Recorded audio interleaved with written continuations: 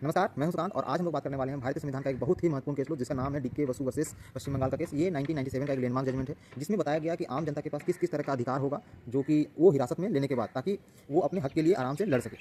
तो पहले हम लोग जानेंगे कि ये केस में हुआ क्या था, और उससे पहले हम लोग जानेंगे कि आप ये केस बना कैसे। कि पहले क्या होता था कि कोई इंसान को अगर अरेस्ट किया जा रहा है तो उसके साथ ज़बरदस्ती, मार पिटाई, बदतमीजी, उसको मतलब हर तरह से टॉर्चर किया जाता था। तो ये सारा जो हरकत देखते हुए समाज में सभी लोगों को दिक्कत हो रहा था इससे।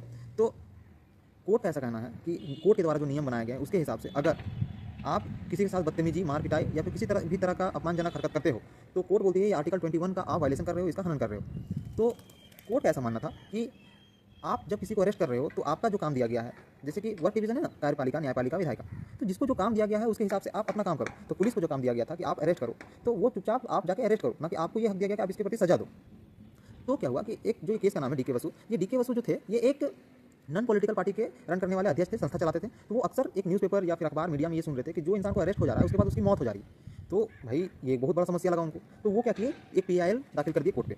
तो जब पीआईएल दाखिल कर दिए तो कोर्ट का भी ध्यान इस पे आया और एक दो नोटिस भी गया उनके पास। तो उनको लगा कि एक बहुत ही महत्वपूर्ण बिंदु है जिसे हमको थोड़ा सा ध्यान देना चाहिए।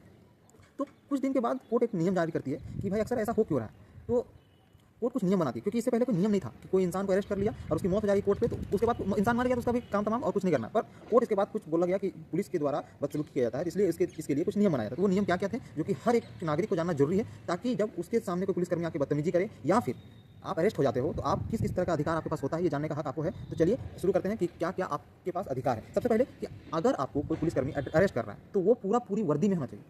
ऐसे होता है ना कि बिना वर्दी का कोई आ गया, आपको बोल दिया हम पुलिस वाला है, चलो हमको ऑफिस से भेजा गया, चलिए आप पुलिस स्टेशन। तो भाई पहले उनको ये समझो कि आप वर्दी में नहीं हो, आपके पास ये अधिकार है उनको बोलने का कि आप पूरी वर्दी में आओ, तब जाके आप मुझे अरेस्ट कर सकते हो। और वर्दी के साथ साथ उनका जो नेम प्लेट होता है ना, वो प्रॉपर साफ शब्दों में दिखना चाहिए कि आप एक पुलिसकर्मी हो, और वो पूरा प्रॉपर एक डायरी मेंटेन होगी आपके नाम पे। तो जब गिरफ्तारी होगा, गिरफ्तारी के समय क्या होगा कि एक मेमो तैयार किया जाएगा, और मेमो एक तरह का ड्राफ्ट होता है जिसमें लिखा जाएगा कि कब, कहाँ और कैसे और क्यों आपको अरेस्ट किया जा रहा है। ये सारी चीज़ को लिखित तौर पे आपके पास होना चाहिए, और आपके घर के दो व्यक्ति का मतलब गवाह के साथ इसको अरेस्ट किया जा रहा है। साथ ही अगर दो घर के इंसान आपके पास नहीं है आपका कोई, तो आपके अगल बगल वाले दो इंसान का रिटेन सिग्नेचर के साथ, और उनको ये नॉलेज होना चाहिए कि आपको अरेस्ट किया जा रहा है। क्योंकि ये सब जानकारी आपके पास नहीं रहेगा तो आपको कोई भी पुलिसकर्मी आके कभी भी डरा धमका सकता है, पर ये आप जानोगे तो आप अपने हक के लिए लड़ सकते हो। और दूसरी बात कि जिसको आप गिरफ्तार करोगे उसके घर वाले को या उसके आसपास उसके रिलेटिव किसी ना किसी को आपको सूचना देनी पड़ेगी। ये पुलिसकर्मियों के द्वारा कुछ नियम है जो उनको बताना पड़ेगा कि हम इसको अरेस्ट कर रहे हैं। ये नहीं कि आप जिसको अरेस्ट करने के लिए गया उसी को अरेस्ट करके वापस आ गया, नहीं, उसको बताना पड़ेगा। अगर वो किसी जिले से बाहर का है, मान लीजिए कि आप झारखंड से हो और आपको बिहार में अरेस्ट किया गया, तो आपको किसी भी हाल में या किसी भी तरह उनको बताना पड़ेगा, फोन करके या फिर मेल करके या फिर किसी लेटर देके कि आपका जो ये इंसान है, आपका घर का सदस्य,